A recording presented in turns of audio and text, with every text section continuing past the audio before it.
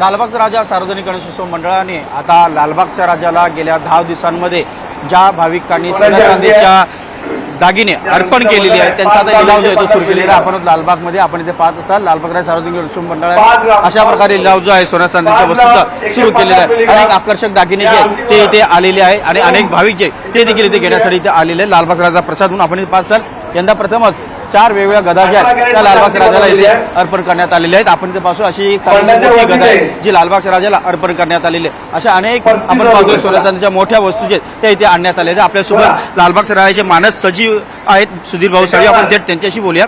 सुधीर भाऊ, आपण पाहतोय अनेक मोठमोठ्या सोन्या चांदीचे दागिने ते आणण्यात आलेले आहेत, काय सांगाल याबद्दल, कशा प्रकारे लिलाव होतोय? लालबागचा राजा हे करोडो भाविकांचं श्रद्धास्थान आहे आणि लालबागच्या राजाच्या चरणी नवसा प्रित्यर्थ या सगळ्या वस्तू आलेल्या सोन्याच्या आहेत, चांदीच्या आहेत, अनेक वस्त्र आहेत आणि त्याच्या लिलावाला सुरुवात झालेली आहे आणि आपण बघतो की अतिशय चांगला प्रतिसाद लालबागच्या राजा भक्तांचा आहे। त्यामुळे आज या लिलाव 10 वाजेपर्यंत चालेल। त्याच्यामध्ये वेगवेगळ्या पद्धतीच्या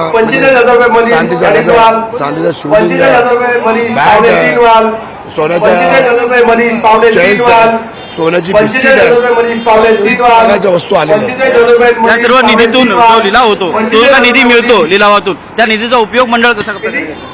हा संपूर्ण निधी लालबागचा राजाचं डायलिसिस सेंटर आहे त्याच्यासाठी वापरला जातो।